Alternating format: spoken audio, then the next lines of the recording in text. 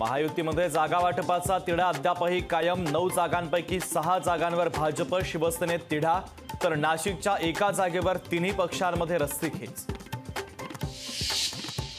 साताऱ्यातून उदयनराजेंना उमेदवारीची प्रतीक्षाच। उमेदवारी अर्ज दाखल करण्यास सुरुवात होऊन देखील भाजपनं नाव जाहीर न केल्यानं समर्थकांमध्ये नाराजी। काँग्रेस नेते राहुल गांधी आज भंडाऱ्यात। काँग्रेस उमेदवार प्रशांत पडोळे यांच्या प्रचारासाठी साकोलीत सभा। राज्यातील काँग्रेसचे मोठे नेते उपस्थित राहणार।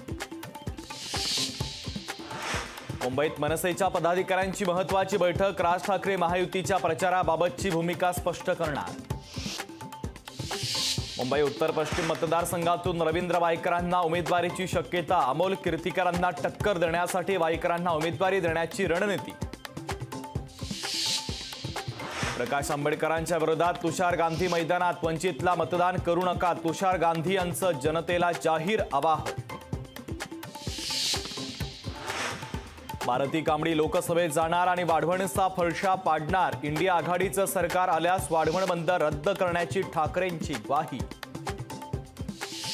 कोणत्याही परिस्थितीमध्ये राज्यघटना बदलणार नाही। राज्यघटना आमच्यासाठी गीता, कुराण, बायबल। राजस्थानातील प्रचार सभेत पंतप्रधान मोदींचं वक्तव्य। दिल्लीमध्ये राष्ट्रपती राजवटीचा कट असल्याचा आप नेत्या आतिशी यांचा केंद्रावर आरोप। 70 पैकी 62 आमदार असलेल्या आपल्या राष्ट्रपती राजवटीची भीती वाटते, हे आश्चर्यकारक असल्याची भाजपची प्रतिक्रिया। सावंतवाडी ते दोडामार्ग परिसर इको सेन्सिटिव्ह जाहीर करा। मुंबई हायकोर्टाचे केंद्र सरकारला आदेश। राज्याला 4 महिन्यात केंद्राला प्रस्ताव पाठवण्याच्या सूचना। विदर्भ मराठवाड्याला अवकाळीचा तडाखा। अमरावती, नागपूर, वर्ध्यामध्ये सलग 3 दिवस पावसाची हजेरी। फळबागांसह रब्बी पिकांचं नुकसान, तर राज्यात पुढचे 3 दिवस अवकाळीसह गारपिटीचा अंदाज। 2027चा वनडे वर्ल्ड कप खेळण्यास उत्सुक, इतक्यामध्ये निवृत्तीचा विचार नसल्याचं रोहित शर्माचं वक्तव्य।